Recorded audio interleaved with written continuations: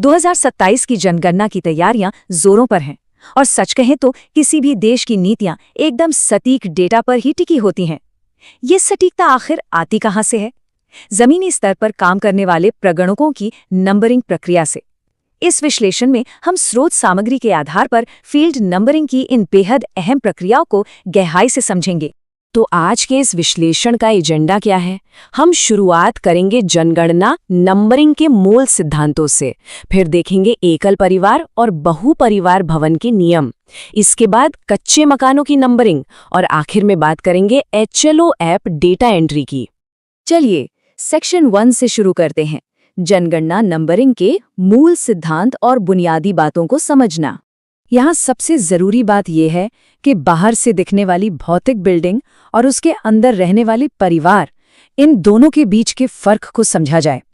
जो ईंट पत्थर की संरचना हमें दिखती है वो है जनगणना भवन यानी CHI, लेकिन उस संरचना के भीतर रहने वाली हर एक विशिष्ट पारिवारिक इकाई को हम जनगणना मकान या CH कहते हैं।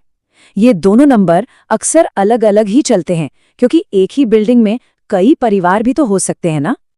आगे बढ़ते हैं सेक्शन 2 पर, एकल परिवार भवन के नियम और पहले मकान पर पहुंचना।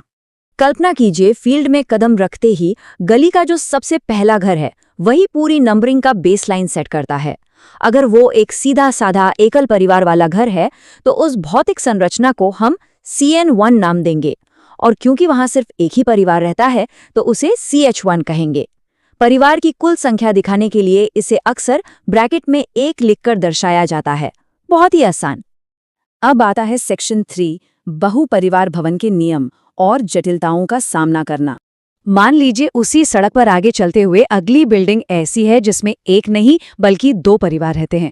क्योंकि ये भौतिक रूप से दूसरी बिल्डिंग है तो ये बन जाती है CN2, लेकिन इसके अंदर 2 अलग अलग परिवार होने के कारण इससे हमें 2 अलग अलग जनगणना मकान मिलते हैं, CH2 और CH3। मतलब भवन का नंबर तो सिर्फ 1 अंक आगे बढ़ा, लेकिन मकान के नंबर ने 2 अंकों की छलांग लगा ली। इस तरह की प्रोग्रेसिव गिनती का सबसे बड़ा फायदा ये है कि हमारा कोई भी डेटा मिस नहीं होता। जरा सोचिए, सिर्फ 2 भौतिक भवनों को पार करने के बाद ही हमारी निरंतर गिनती 3 अलग अलग पारिवारिक इकाइयों को बिल्कुल सही तरीके से दर्शा रही है। यही वो निरंतरता है जो पूरे डेटा को रिलायबल बनाती है। अब बढ़ते हैं सेक्शन 4 की तरफ, कच्चे मकानों की नंबरिंग और विभिन्न संरचनाओं को अपनाना। अब मान लीजिए आगे चलते हुए एक अस्थायी कच्चा मकान आ जाता है जिसमें सिर्फ एक परिवार रहता है, तो यहाँ कंफ्यूज होने की बिल्कुल जरूरत नहीं है। अनुक्रम बस वैसे ही आगे बढ़ेगा। तीसरा भौतिक भवन होने के नाते ये बन जाता है CN3, और क्योंकि हम पहले ही 3 परिवारों को गिन चुके हैं इसलिए इस कच्चे मकान वाले परिवार की क्रम संख्या हो जाती है CN4।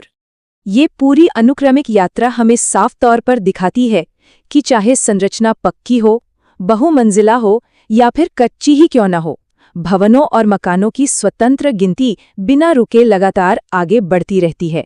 नियम हर जगह बिल्कुल समान रहता है।